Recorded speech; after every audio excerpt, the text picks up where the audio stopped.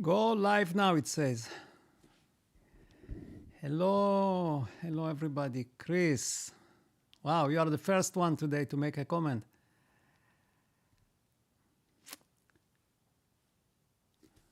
I assume I am out there. Strawberry, wow, you got up again. I really respect that because I have a very hard time getting up in the morning unless there is something really important. So, that's why I appreciate it so much. Sami, how is Sami? We should talk, Sami. I didn't talk to you in a while. Manuela, yes, I received your last message, and I'm thinking how to reply to you, give you some practical advice. Danielle, happy Sunday, everybody. Good morning, John. Agafia, how is Italy today? Is it sunny like here?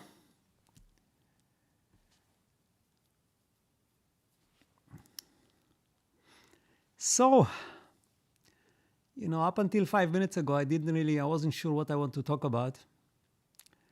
I was in the shower and trying to Hey, Money Magician. What time is it in India? Wow, it's late at night, isn't it? Rainy. Oh, Italy. Yeah, I love Italy.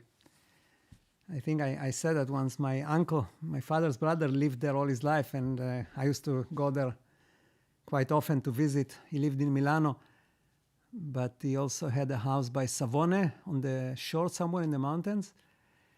And I really, really had a good time there.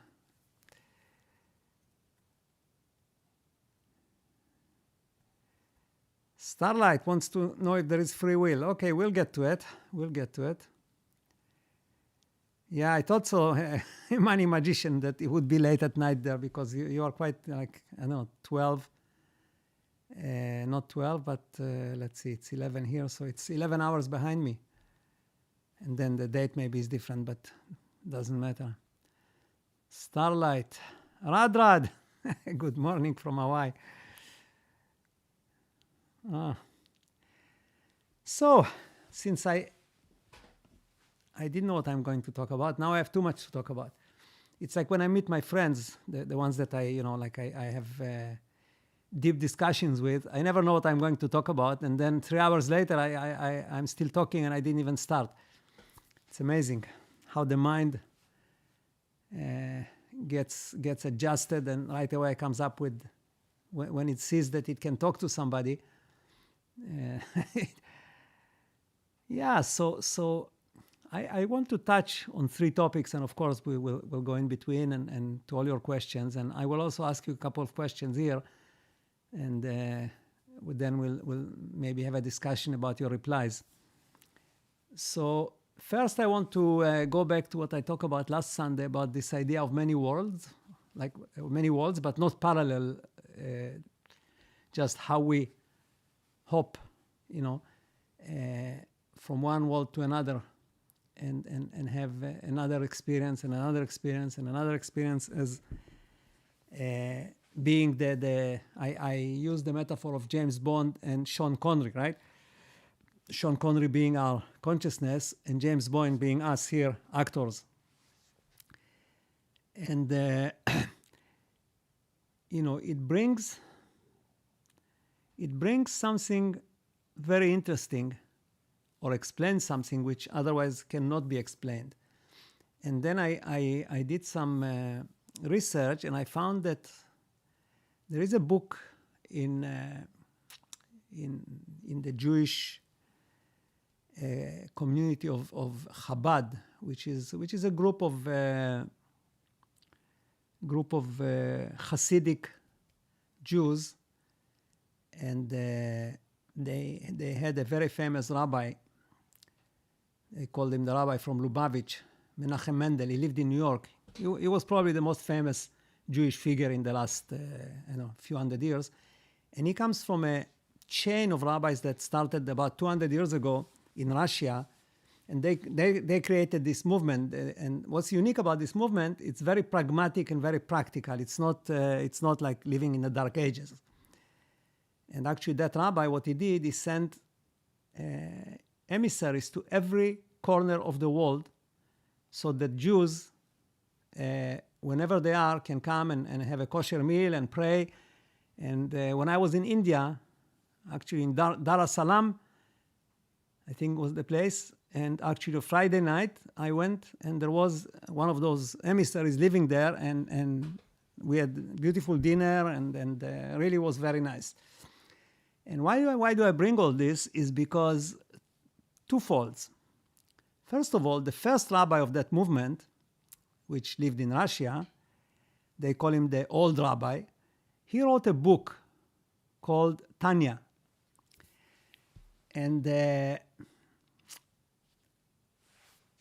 because of lack of time, I cannot get into it. I would say it's kind of a similar to Kabbalah in many ways. Not all, but I would say a certain percentage is very similar to Kabbalah, but with his own interpretation. And he was a genius, obviously. The book is very deep. But one thing he says in the book, which I think that I said that many times in my videos, and I only found out now, is, and he brings it from the religious perspective, of course. He says, the world was created,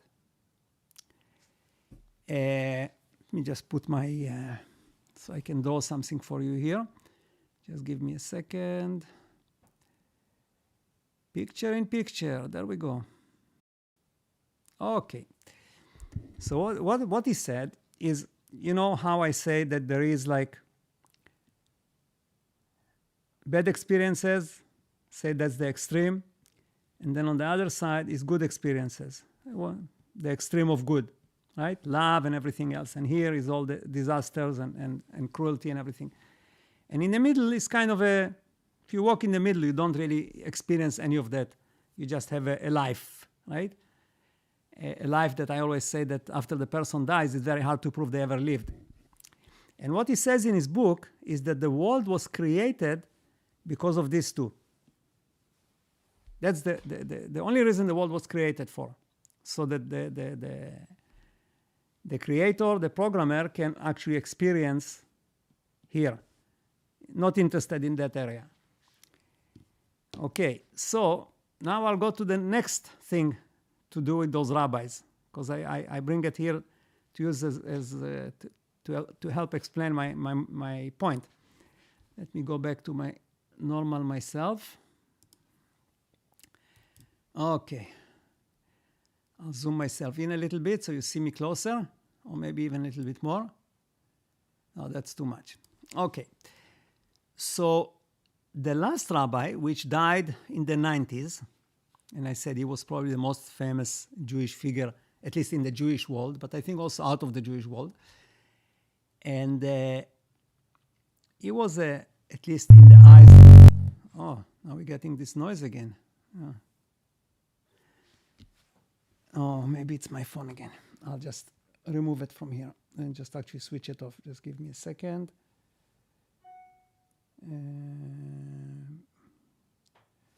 Okay. Move it to the other side of the desk. And he was considered a very righteous person, and he was. He slept 2-3 hours. Oh, I still have that noise. That's very unfortunate. I may have to disconnect the internet and connect it with another cable if that keeps going, and I hope that I don't lose you. I think the software says that if we lose internet and come back, everything gets restored.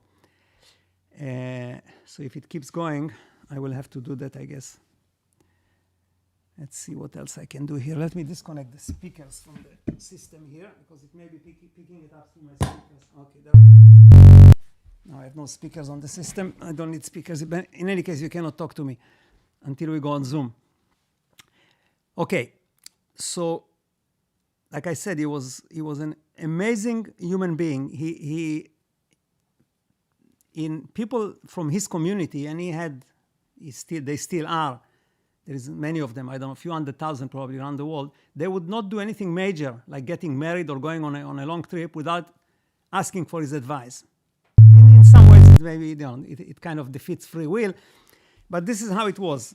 And he spent at least 15 hours a day dealing with people that were asking him questions about everything, health, and he also had lots of powers. Like he could heal people, and he could, you know, people that have no children, he could cause them to have children. It was quite amazing.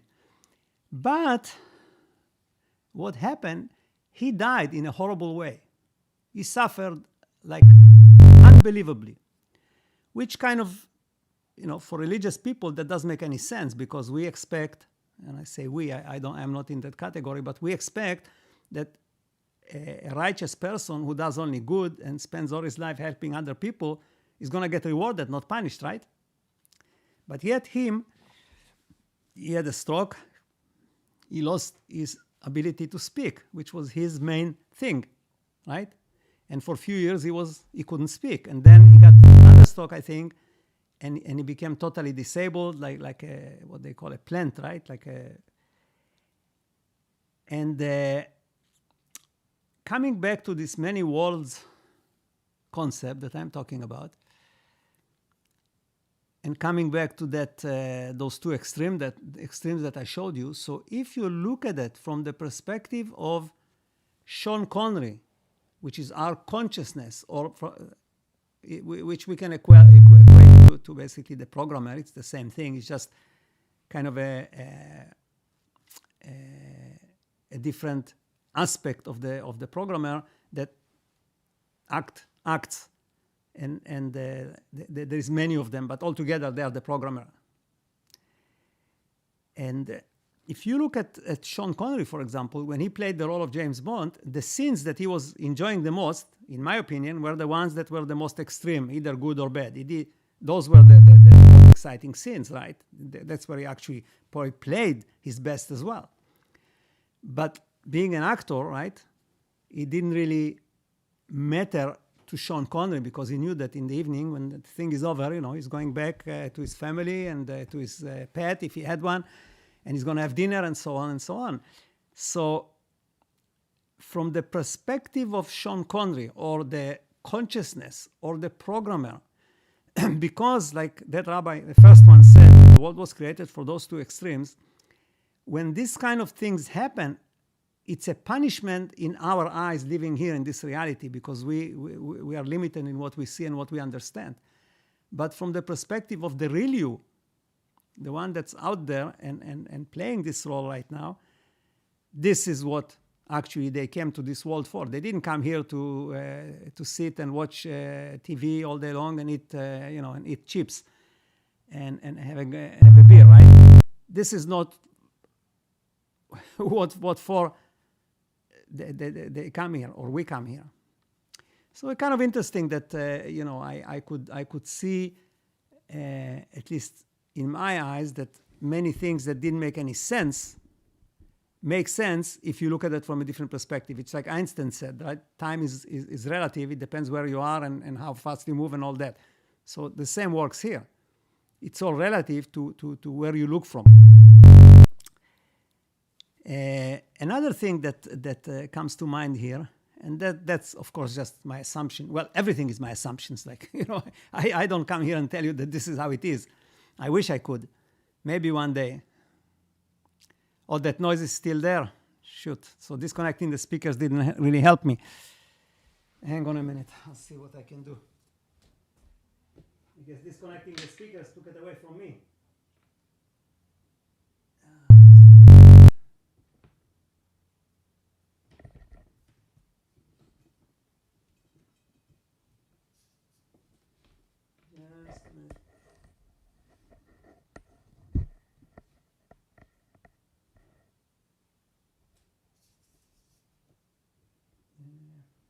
Speakers back, I guess. Okay, I'm going to disconnect the internet and connect it with another cable, so hopefully I'll get you back.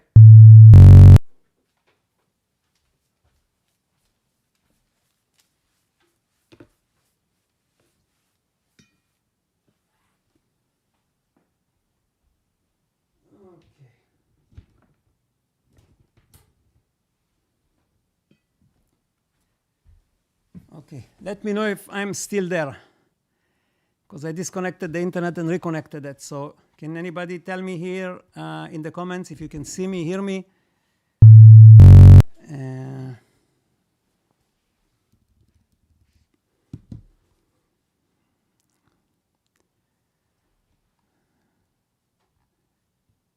Yes, okay, that's good. That's good. I still can hear the noise because my speakers are just one more minute.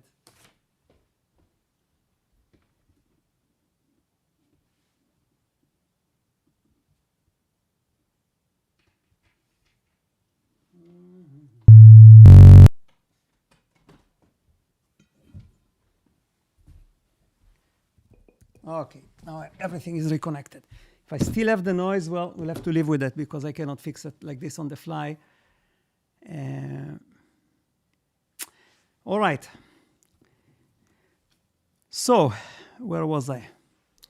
So I was talking about the punishment and how it's relative to where you look at. Yeah, that sound. Yeah, now I can hear it. Let me try one more thing. I'll remove the iPad and move it away from here and see if that helps. Okay. If that doesn't help, then I don't have anything else I can do right now. So the next topic, the next thing here in this many worlds concept, I don't know how many of you watched, was it Dolores Cannon? She was talking, Dolores, I may be wrong with the first name, but last name was Cannon. She used to do many videos on YouTube. She passed away a few years ago. But she had this concept of backdrop people, which basically means like statics in a movie, right? Which are not real. The way she described it, they were not real people. They were just kind of robots or people created locally in this reality that don't have a Sean Connery outside. It's like just a James Bond. And I believe, just observing, for many years observing people, and I believe that this could be the case, that extras, that's right. I said statics because that comes from Hebrew. I think we call them statics or something.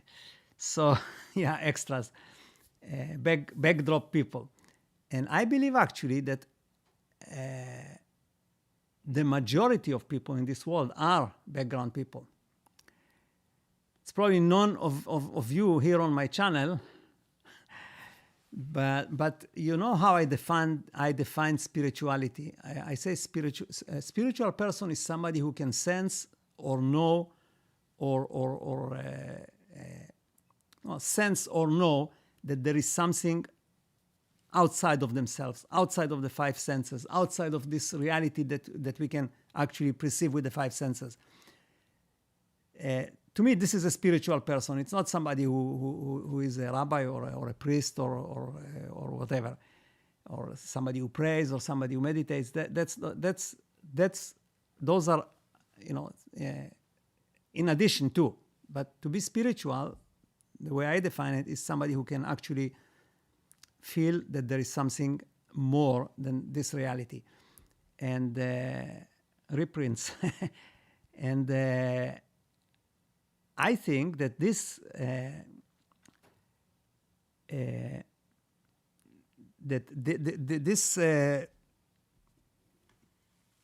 this group, like you probably know that like some people, you cannot in any way convince them that there is maybe some central control or something.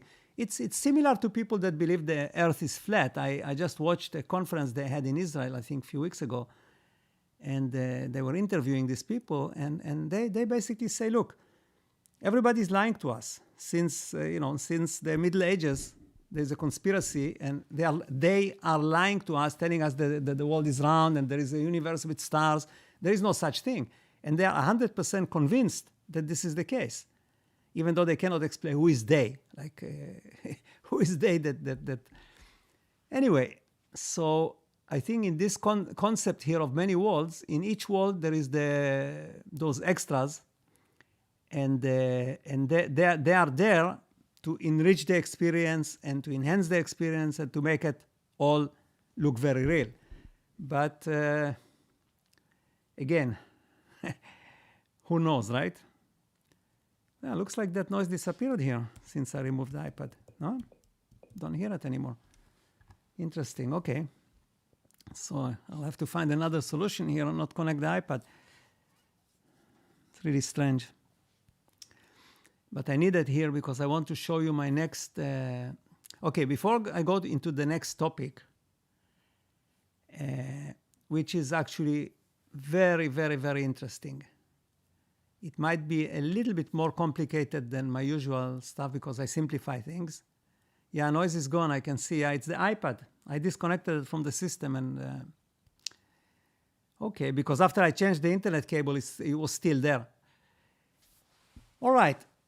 So I want to ask you a question and, think about it, and maybe the second half will take time as much as needed. Even we may keep Strawberry there awake in Japan longer than she was planning to. Or the money man in India. I want to ask you this question. Forget about your personal issues, because we all have personal issues. Like there is probably not one person here, in not only in the life, but even I would say in the whole in the whole group of people that watch my videos, all my friends, that doesn't have something that they want to change, right? It's just human nature. We always want to enhance and change and improve and manifest and so on. And many of you arrived to me through reality transurfing. And if you went to reality transurfing, it meant that you actually wanted to transurf your reality, right? Otherwise, you wouldn't be there. So forget about your personal issues. But let me know what bothers you the most on a larger scale. In your city, in your country, in the whole world, in the whole universe, in this whole reality. What is it that really bothers you, if anything? Maybe some people, nothing bothers them. They figure this is how it is, and that's that, and I'll live my life. That's just another approach. There's nothing wrong or right with these things.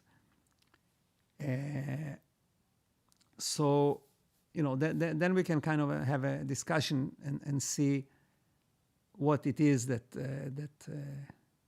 either doesn't let you sleep or doesn't bother you at all. I'll tell you at the end what bothers me, because I don't want to start this on a negative.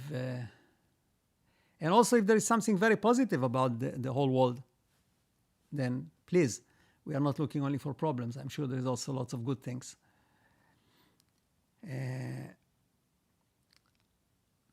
Okay, I'll reconnect the iPad, even if it makes the noise, because I need to draw something for you. But also that way we'll prove that this was the case. Okay, so here we go. Let me just get organized here so I can bring it in front of the camera, so I will not be looking sideways here. Let's delete this. Okay, we start a new one. All right, so I'm going to switch this to the video thing.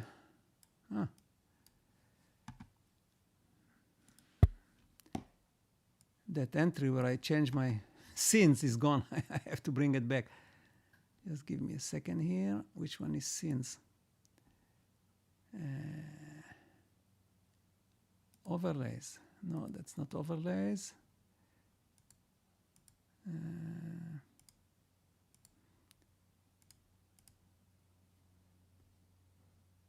That's strange.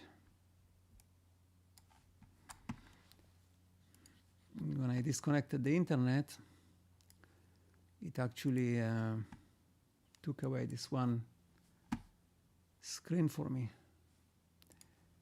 Okay, let's see again.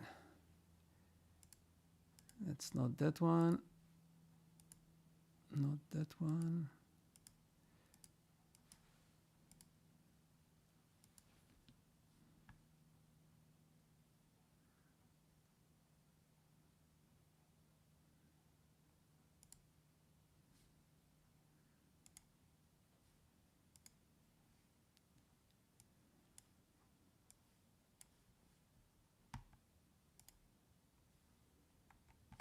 Just give me a second here. Look like I messed it up.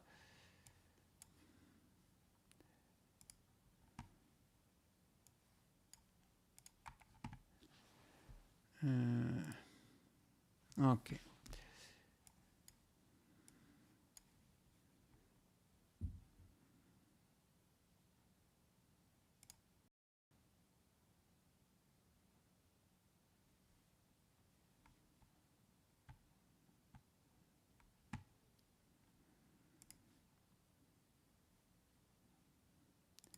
Oh, I see what happened. I got into, okay. Okay, you know what? No, there is the noise. Okay, so it does come from the iPad. Yeah, that's, okay, that works for me. So you won't see me, but at least I can, whoops. Okay. All right. So what I want to show you here is something that I came up with actually many years ago. It could have been, see if I can change this to go back to my, doesn't look like.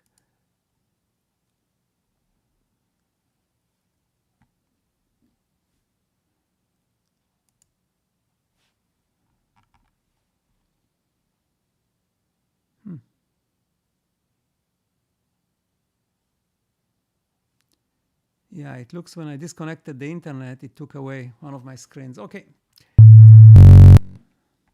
I hope you can live with this noise. So I came up with this concept. I called it the aquarium. So imagine that the whole world is kind of a container that can hold liquid. Okay?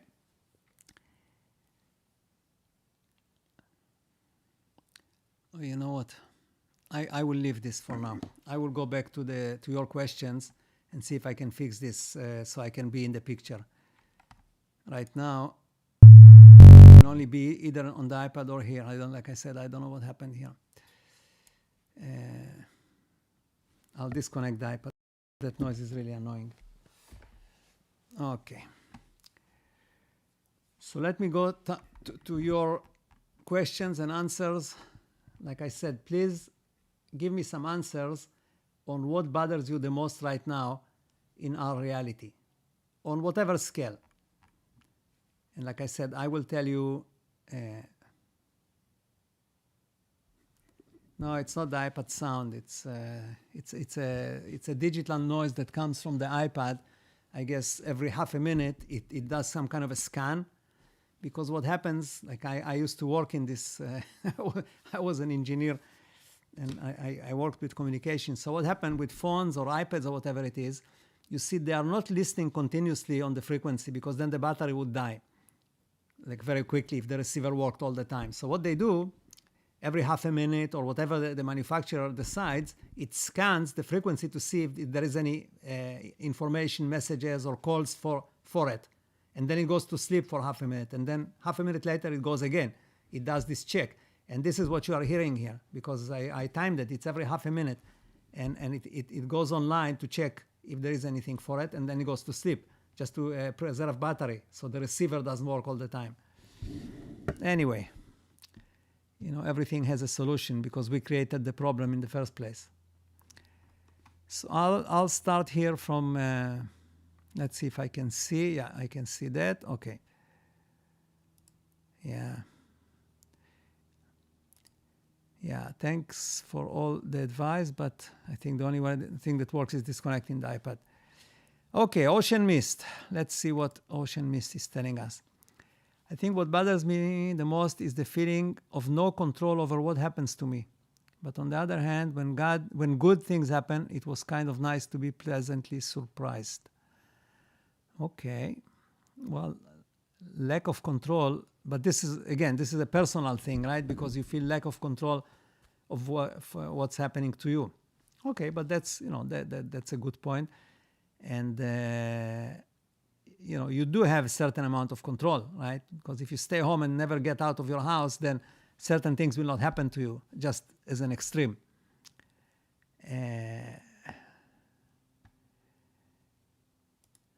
Yeah, I'm trying to be consistent. It's hard, but I like you guys, and I like these meetings, and it's lots of it's very interesting for you, and I guess for you and me. What if well, okay, that's okay. Let's go to some questions here. Ignorance of people bothers me because everyone would work on themselves and develop no coaches, so-called gurus, or people that speak up would not be sacrificed for telling the truth for others. Okay. You want to get out of the aquarium. Actually, the aquarium I was going to talk about is not the aquarium that we normally talk about, that we are in the aquarium. That was a totally different concept. I'll try to come back to it because it's a very, very interesting concept. Like I said, I came up with this idea 15 years ago, and at that time it looked like science fiction, but today everything that I said there actually happened.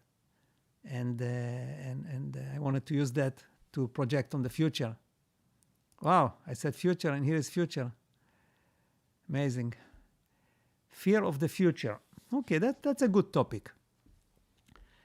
Now, Ferdi, what future? Tomorrow, next minute, next 10 years, next 100 years, next 50 years? What kind of future are you talking about when you say fear of the future?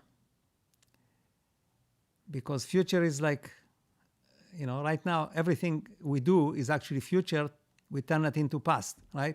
Because I always said there is no present. There is only future, which is a potential, and then you take it and you move it to the past. It becomes instantly past. Like whenever I said something, it's already in the past. Like I cannot catch anything that's in the present, because as soon as I try to catch it, it's already gone.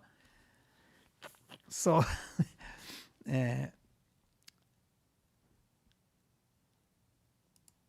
Okay, so I would say that usually what happens is that when we have a lot of uncertainty in our lives, whether it's financial or health-wise or in any way, if we have uncertainty, we are afraid of the future, because usually the news that come are always bad. I have to pay this, I don't have enough to pay.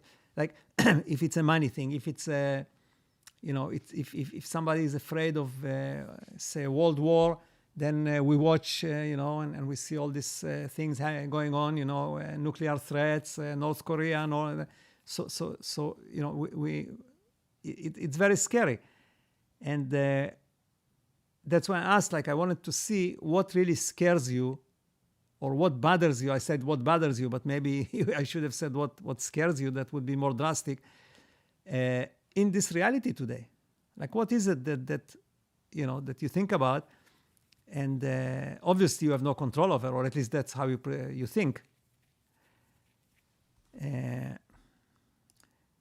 Okay, I've noticed friends are turning into background people and then becoming pendulums. As pendulums, they invade personal space and act out of character. Well, they don't act out of character. That's their character. If it wasn't their character, they wouldn't be doing that, right?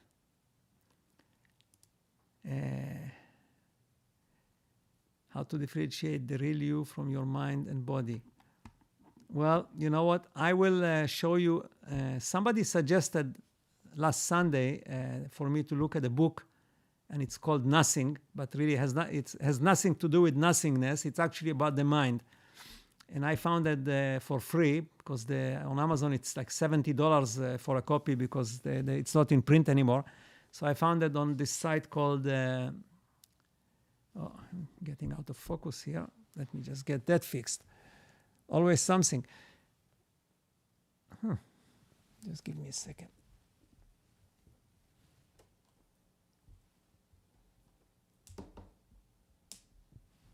Okay. I found it on a site called archive.com, archive.org, and you can read it free online. It's perfect. They took, I guess, pictures of the pages and they arranged that back into a book. But that book will basically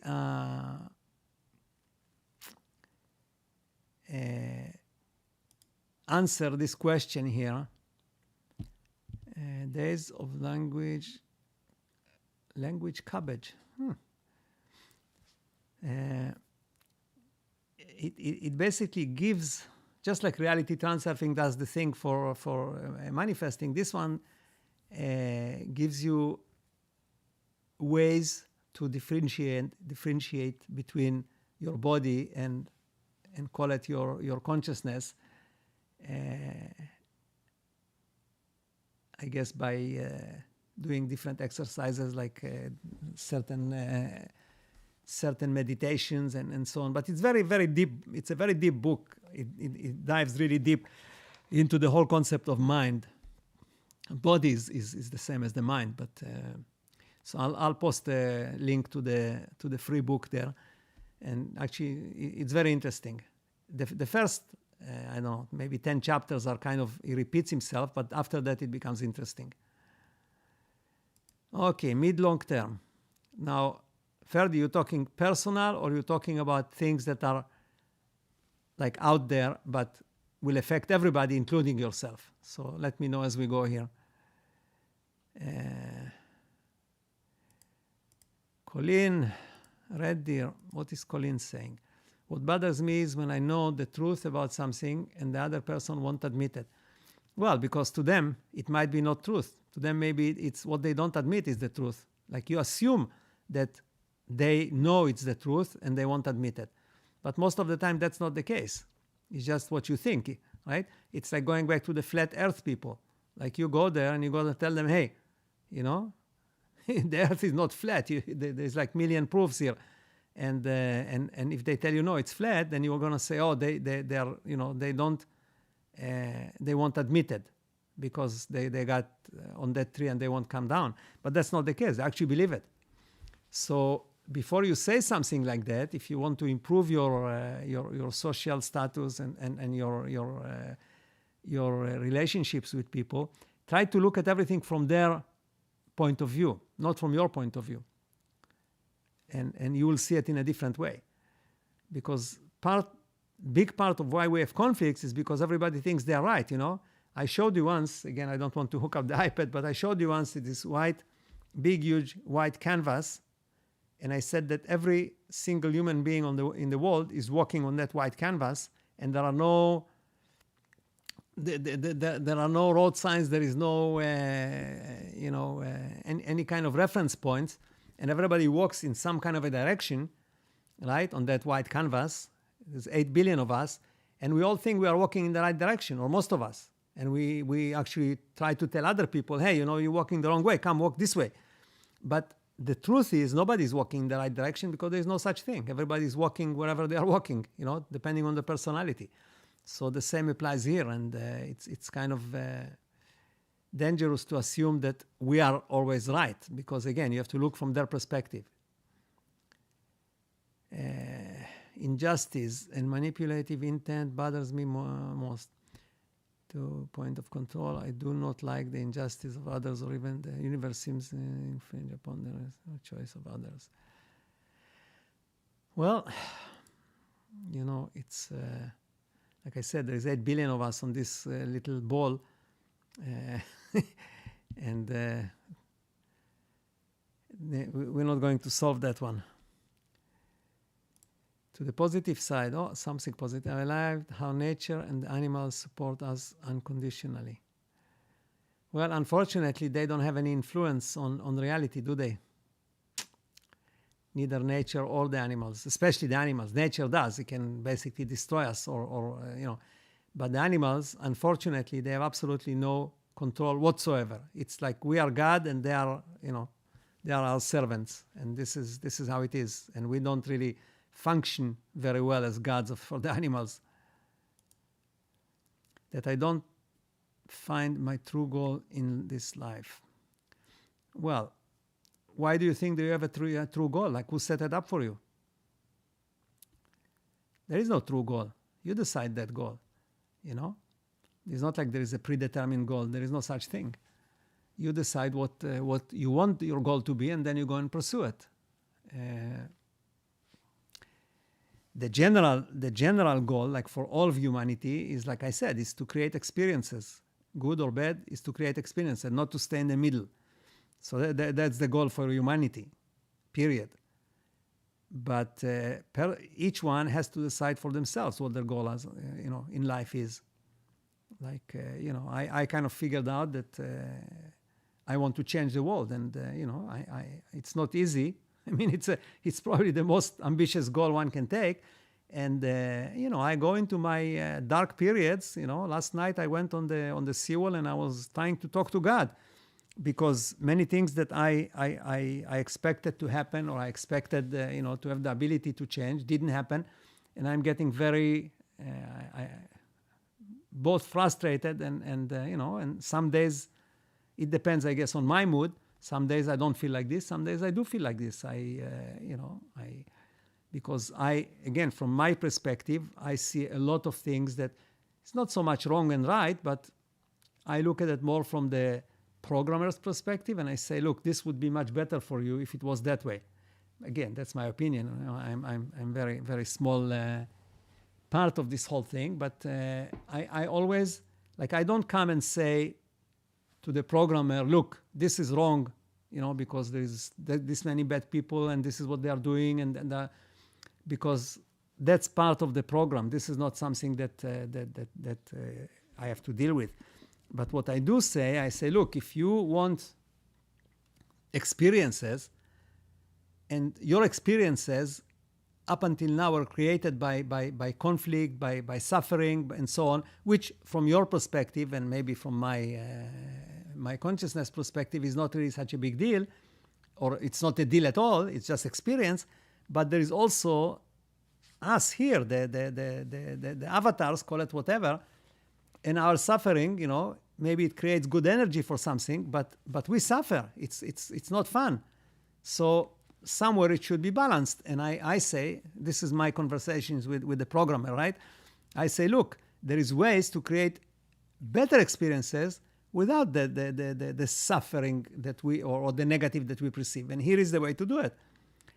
And this is where we are in that discussion. So by the way, I get lots of feedback with things that don't make any sense. Like I cannot say it's random, but I don't see much progress in what I want to see progress. And you probably can see it in my videos too. Sometimes I have lots of energy, and some days I'm just trying to get through this hour because I committed.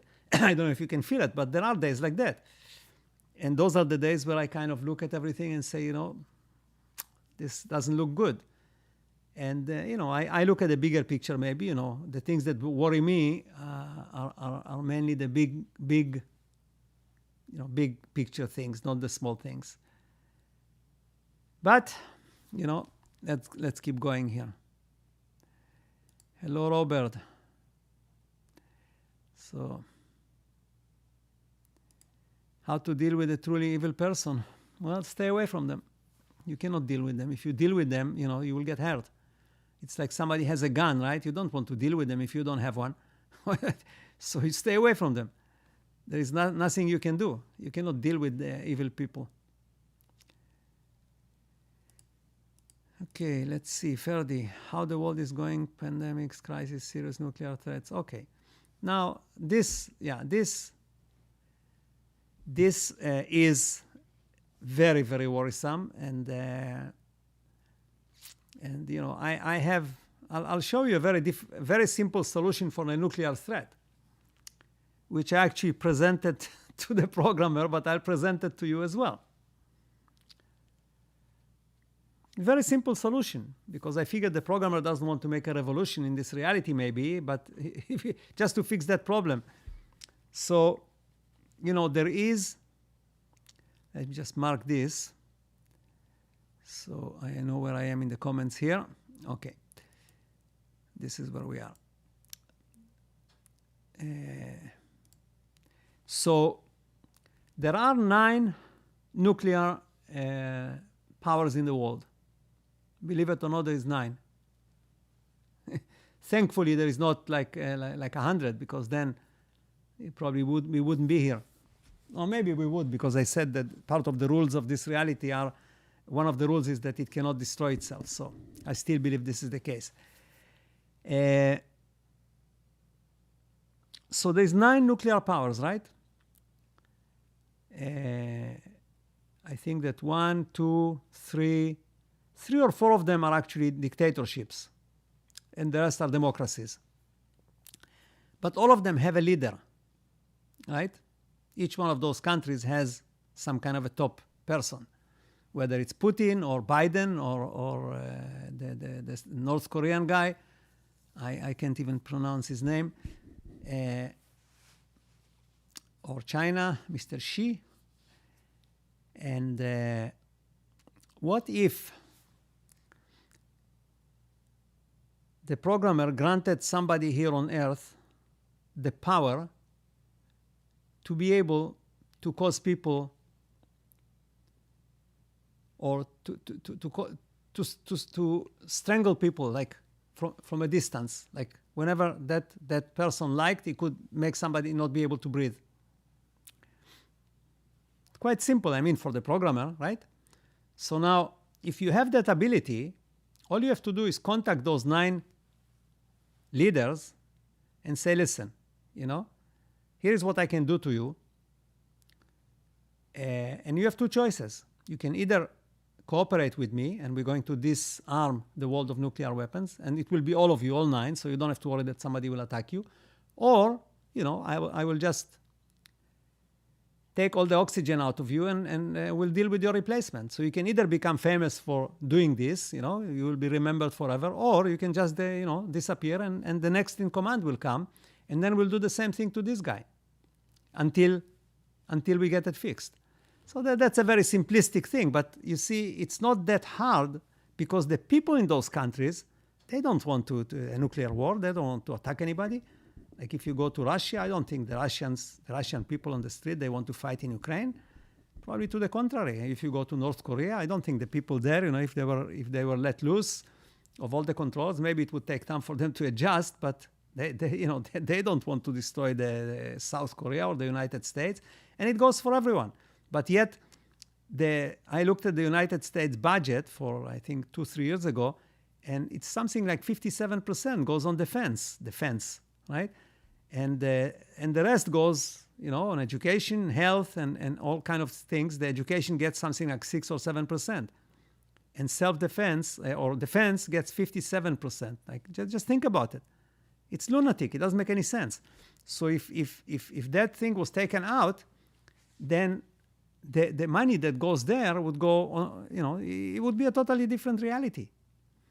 And it's a very simple solution. It's just that you need to have some power, right? You have to have some abilities which are unnatural, just like Moses got that stuff. Anyway, those are just thoughts. Eddie Gara. Which one do you think this reality rewards more, faith or discipline?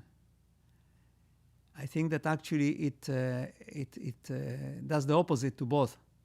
It doesn't reward any of that. It only rewards creativity. If you are creative and you create something new experience, new emotions, new anything, this is what it rewards. And I don't think it rewards discipline or faith.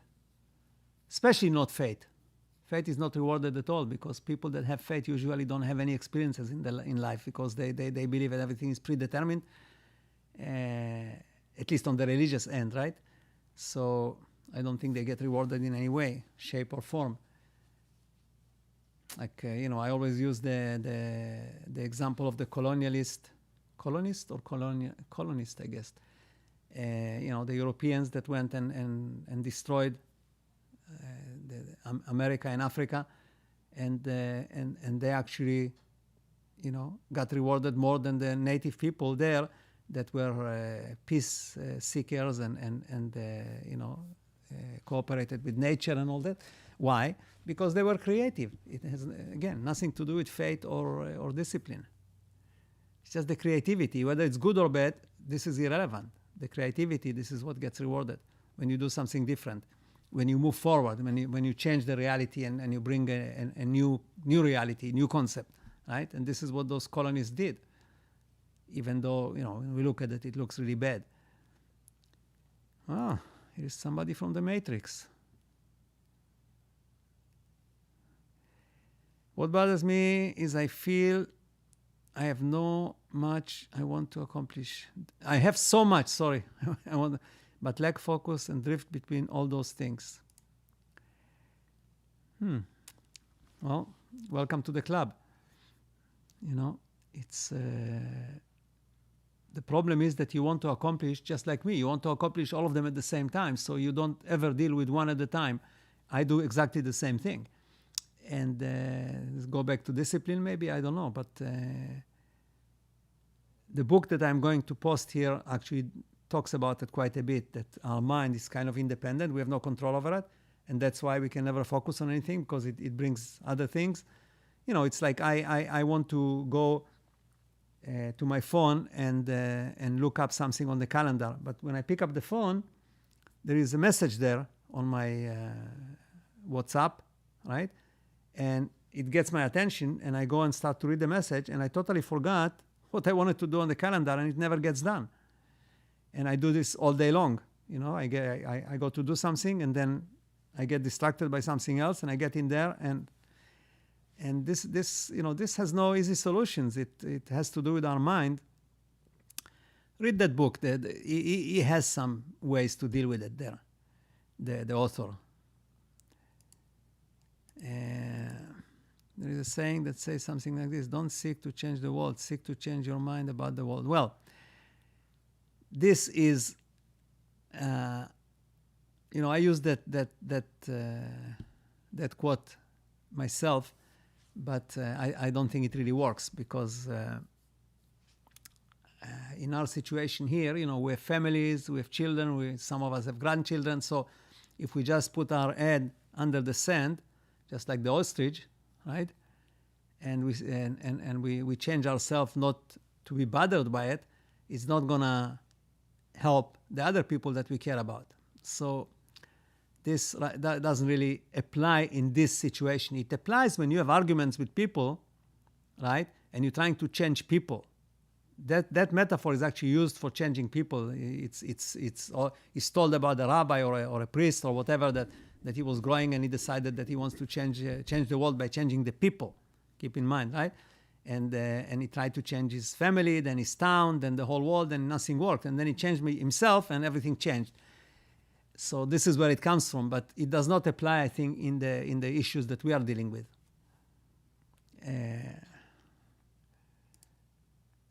Give negative ego a wide berth. In life, we win or learn, there are never any mistakes. I received a question here last time, and it's from Muhammad, SH99. Shlomo, I would like to know, what are your thoughts on reincarnation? Do you believe we come back again after we die? If not, what do you think happens to us after our physical existence dies? And I think that actually that question I answer with the many worlds, right? It's actually one of the reasons I brought it up again, kind of got my attention. Well, so I'm wondering, there is quite few people here, and I don't see anybody is really worried too much. Like, there's not that many worries, right? What happened? So maybe only I'm worrying. Maybe I should actually change myself. Maybe I'm worrying for no reason. But I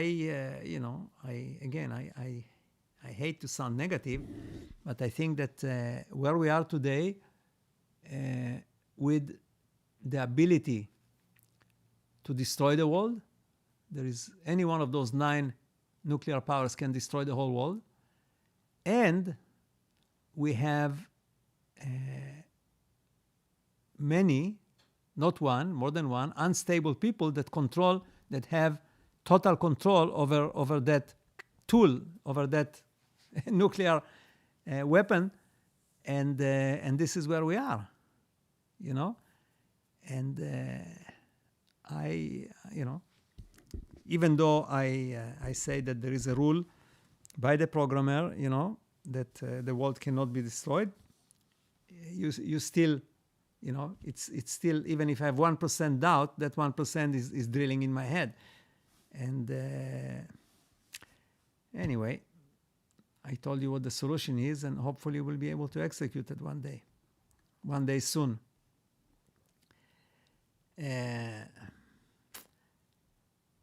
I'm just looking what other questions we have.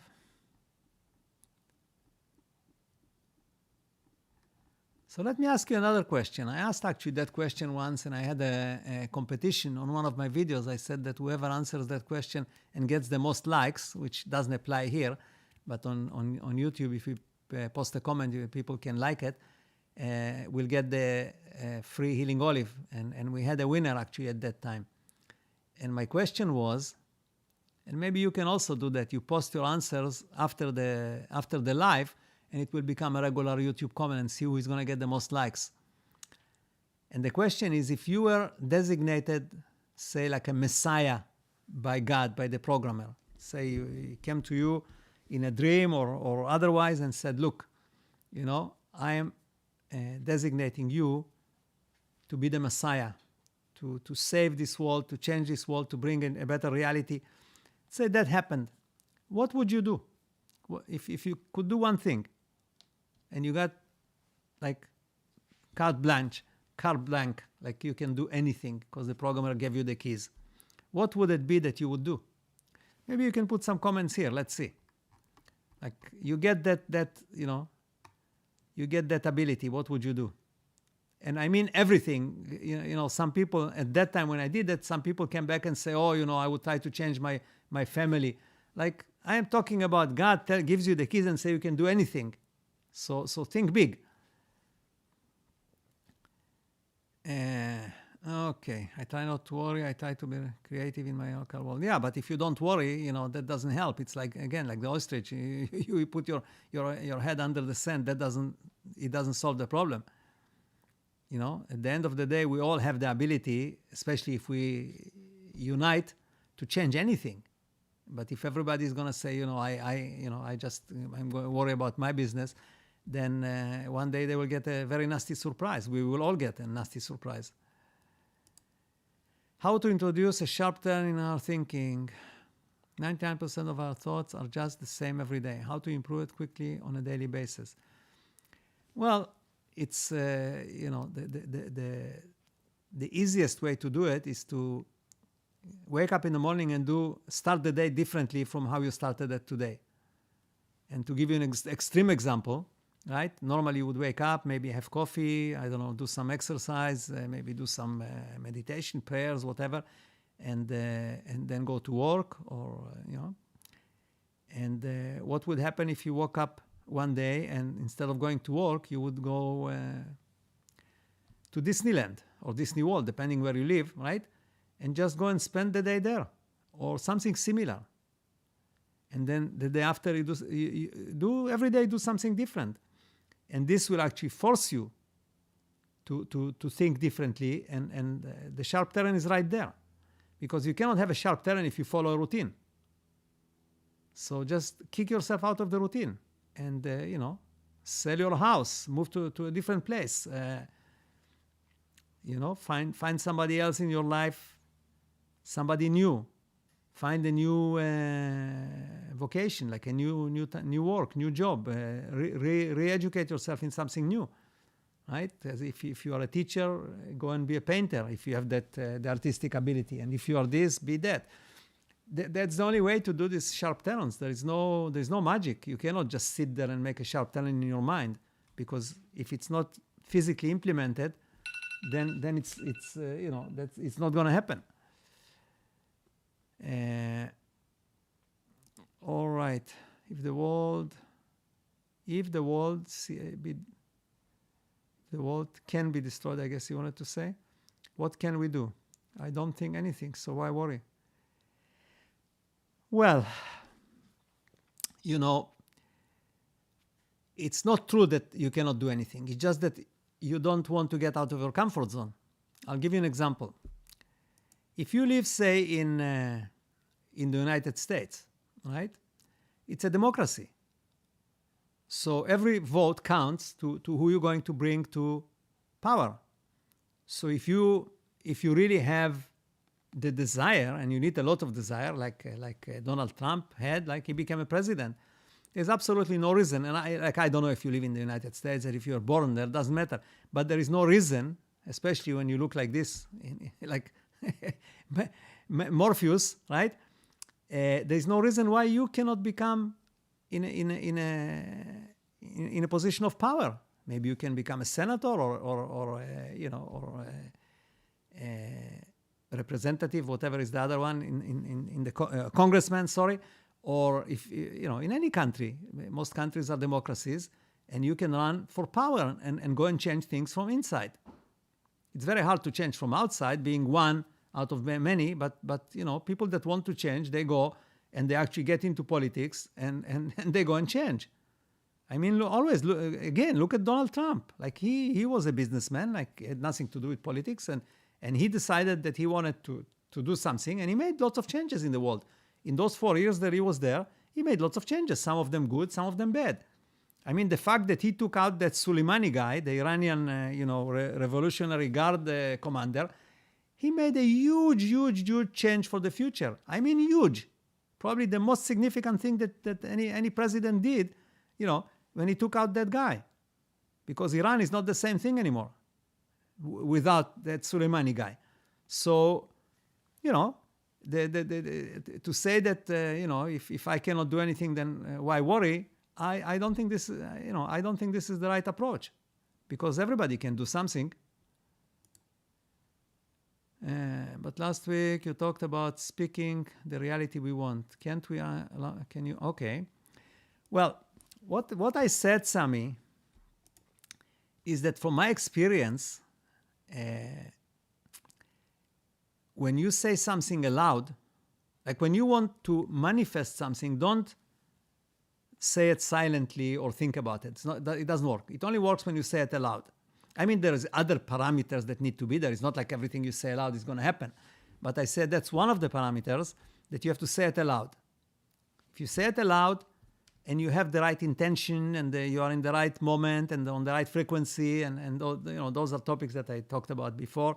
I obviously didn't perfect it, but I did do it at least 10 times, mostly not for myself, and it actually happened. Now, there is always a possibility that it happened, it was coincidence, but it happened too many times to be coincidence, So this is, like I said, this is a major component of causing something to happen, but it's not the only one. There's other things that have to come together at the same time. But usually it works if it's not for you, you have no attachment to it, you have no opinion about it. I'll give you an example. Again, maybe it was a coincidence, but I have a friend in Australia. I think I told you that a while ago. I have a friend in Australia, and she believes and believed that I can actually make a difference. And about 3 years ago, there were fires there. They had a drought. There was no rain for a long time. And that was in our winter, obviously. It was summer there. And we talked, and she said, can you do something about it? Like half seriously, half jokingly. And I said, you know what? You will have floods. Not only rain, you will have floods. And in a week or 8 days, they had like unbelievable rain and floods. So I'm using this just an example because I had no interest in it. I had no attachment to it. I'm here in Vancouver, Australia is quite far. You have to pay a lot of money to get there if you want to fly business. But it happened. And I had, like I said, about 10, I wrote them down. I had like 10 cases like this where I said something aloud where I had no attachment. And it happened. Unbelievable. It happened against all odds in every single case. So this is where this Sami, where this talking aloud thing comes. And also there is a power when you talk aloud to influence or reprogram, overwrite whatever your subconscious, your memory. Whenever you talk loud to yourself, it listens and it actually pays attention and changes. If you just think about it or say it silently, it doesn't work. And also I know that in the Jewish tradition, it's known that if you pray, it has to be loud. If you just say it to yourself, it doesn't work. So this is where this came from. This is as much as I can tell you. And if we talk, I'll tell you also other cases that happened to me. John, the problem with this is that justice is a relative thing. If you go to some tribes, maybe in the Amazon, what consists justice for them would be crime for you, and vice versa. So when you say justice, it's a relative, it's a floating point. You cannot say, I would remove all injustice, because that's your injustice. But you would remove lots of justice as well for other people. Think about it. So it's not that simple. I would restore people's higher knowledge and perspective and hope that would enable us to fix everything. That's a good one. That's a good one, because everything is in people, right? And if you can let them see above the selfish stuff, that would have a lot of impact. I like that, Danielle. That's very powerful. It would be interesting to see if you grant everyone wish to be fulfilled, what about if somebody wants to destroy the world? Would you let their wish to be fulfilled? Because, if you take 8 billion people, there's lots of wishes that I would say a certain percentage are not good for you or for me. So you have to be careful. I would unite the world as one country. Everyone has same passport and invest everything into space exploration, finding other life in the universe. Okay, that's a big picture thing. That's interesting. Well, you never know. You may get actually that power. So it's good that you should be ready. Okay, John, I see that. Yeah, okay. One can't help the world until they realize how to and succeed in helping themselves. Yeah, but then again, everybody will help themselves in a different way. That may hurt somebody else, right? So, not easy. If I could change the world, I would eliminate mental illness.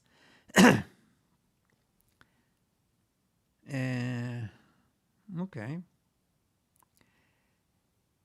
Mental illness, by the way, the way I define it is being different from the majority, right? Because if everybody had the same mental illness, it wouldn't be considered mental illness anymore. It would be the norm. And then somebody who would be normal, like we are today, would be considered mentally ill. Isn't that the case? Like I said again, if everybody in the world had the same mental illness, whatever it is, right? And then one person would be like we are today, normal. That person would be considered with a mental illness. So that also is not that simple, because mental illness is defined by being different. But it's a horrible condition to have. It's probably the worst one, because it's much easier to heal other illnesses in the body than mental illness, which is horrible. So I can see your point, and it's it's good thinking, because I know some people that suffer tremendously.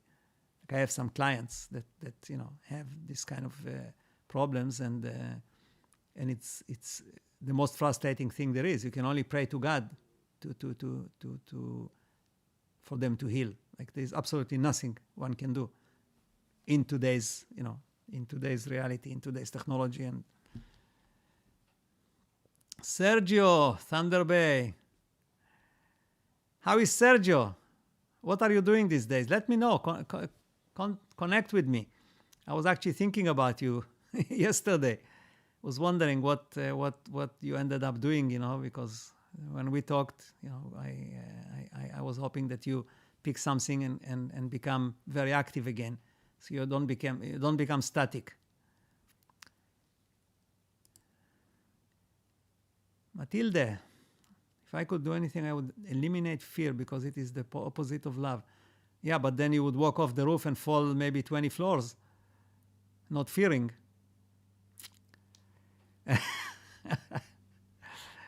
Yeah. We always have to think about all the consequences and aspects of something. Chris, make everyone aware of their love inside and make them live it. That. Except that, remember the things with the two ends, good and bad. Like, I don't know if you can have only one pole. You have to have two poles to keep the balance.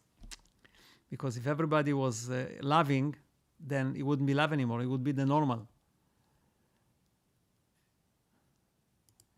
What is normal? It's always what the majority think is normal. So if we have 8 billion people and if 7 billion people think that it's normal to have a nose, then this is normal. And so on and so on. It's what the majority decides usually in this world. That's how it becomes normal. Or if there is an influential group, they can also do it with the minority.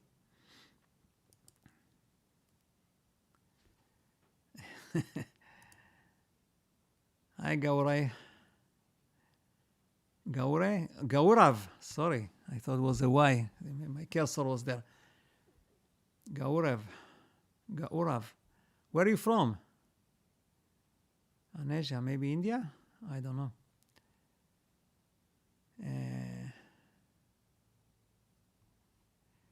You know what, Robert? You are 100% right. Everybody is on their own level of life, and that's what makes the world interesting. In the all unique way, I agree with you 100%.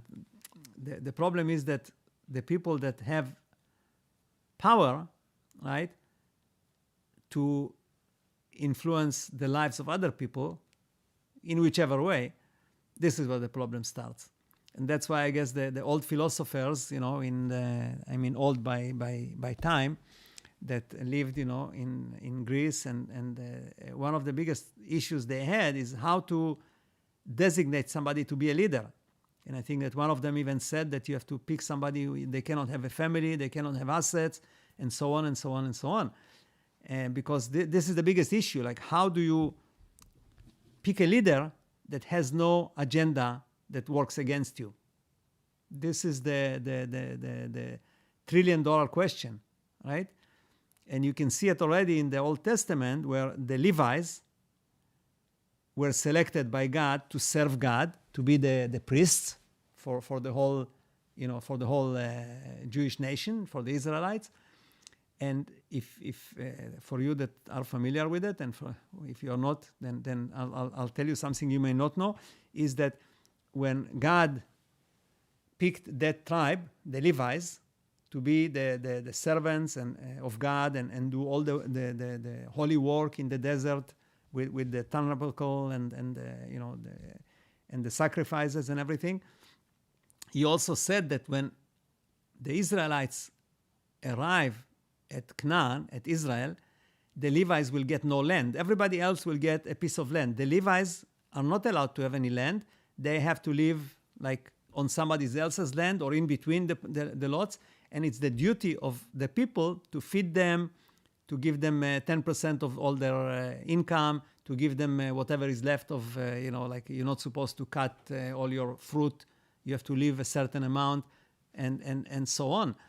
And this is how they were supposed to be neutral, because if they own land, then all of a sudden they have interest. Okay, they have to protect that land. They want to make sure that it goes up in value. So if they are the leaders, they already have an agenda, right? How many mayors do you know? I know in Israel there's many that went to jail because they they own land somewhere in the city and they made sure that land is worth a lot of money. So, this is where the issue is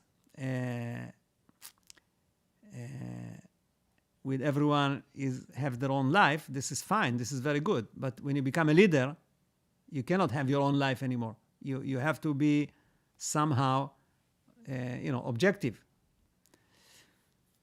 So,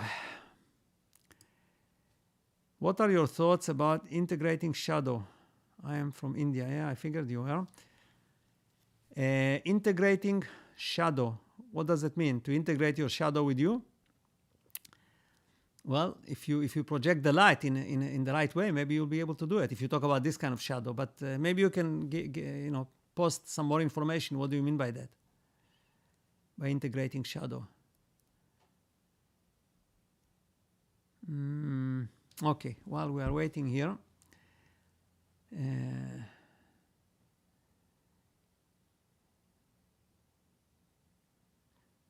Yeah, what I wanted to say is that, going back to my original topic, the first topic here,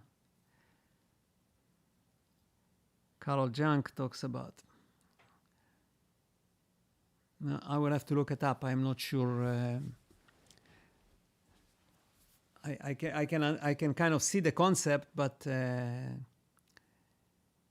maybe it would be to try and integrate the actor with the actor with the acting, with like the James Bond I'm talking about with Sean Connery. If you can integrate those two, it would be similar to integrating the shadow, right? Because you are a shadow here of something that's not here. So if you integrate the two of them, but I'm not sure that this is the case. I'll have to look it up. So if you leave me a comment on YouTube after the video is over, then I'll be able to answer that to you, because I cannot answer to the comments from here. Those are live. They're not there. Only unless you watch the video, they appear. So what I wanted to say about, just let me see. Oh yeah.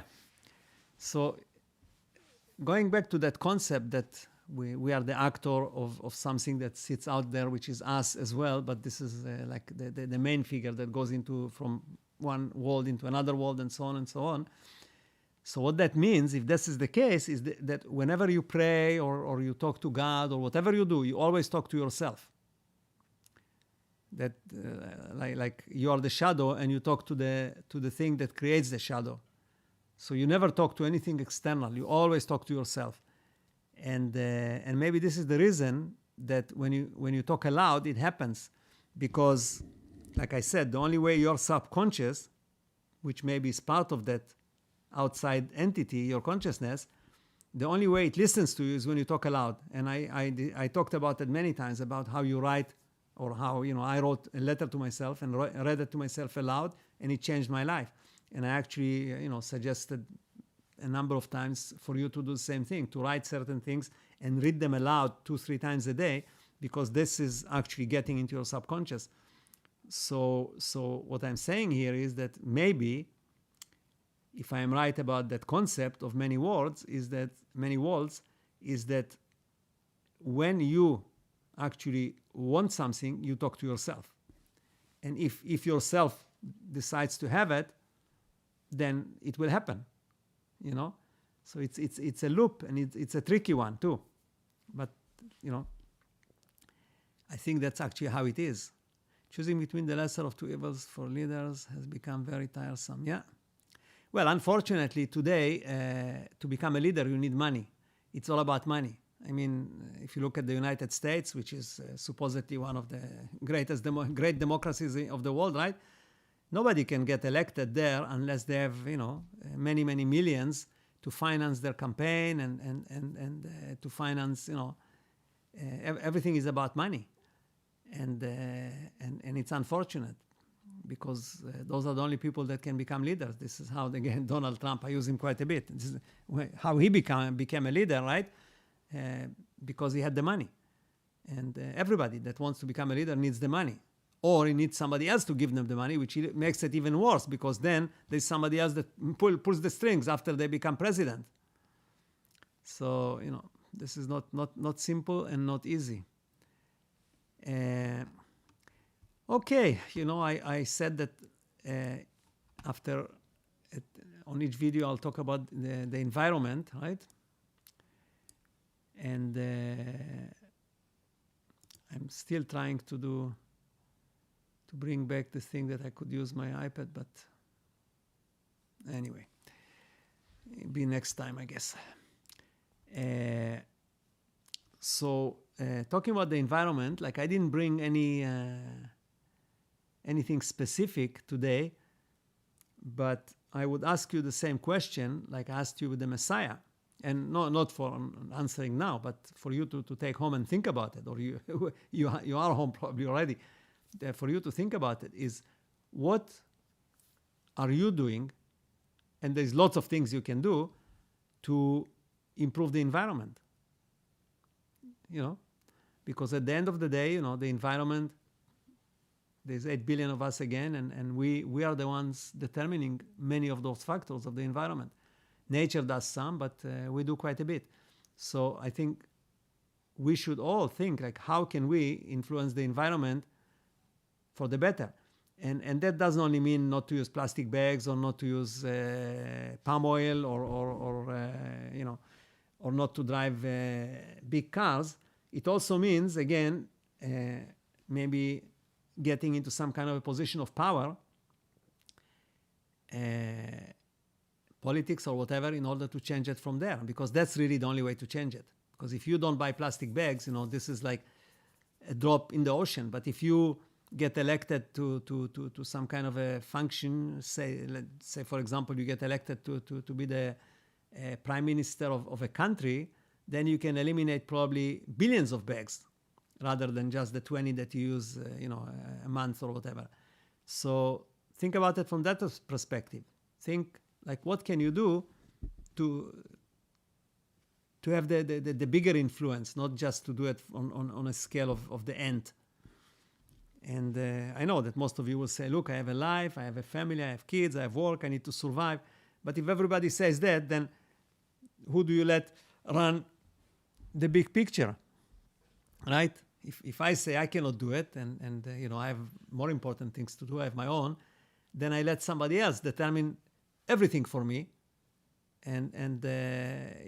that somebody else is usually not somebody I would really want to have there to be my leader. But this is what happens today, right? We just don't want to bother because we have so many other things to do.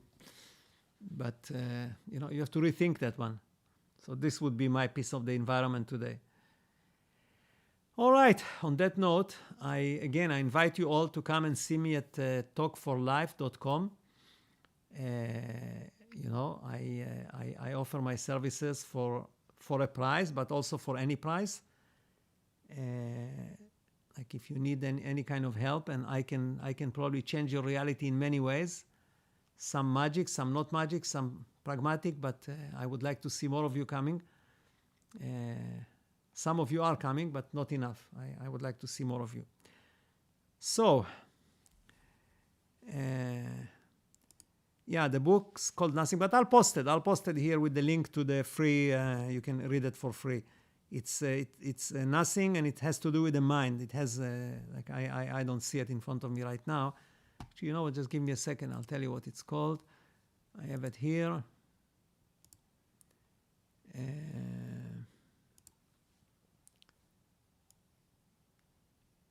Nothing, second edition. This is what it's called on this site here. But I'll post it for you, so don't worry about it. Okay, let's see where is my. I lost my control of the video here. Oh, there. So I see there is a couple more questions here. Thank you. Good night. Well, night. Yeah, thank you. Okay. Revolution in the world by having a vision. Yeah. Well, this is what I'm trying to do. All right, my dear friends. All the best to you. Good night, good morning, good wherever you are. And I'll see you next Sunday. Hopefully, not hopefully, I will have something very interesting for you. So all the best. Take care.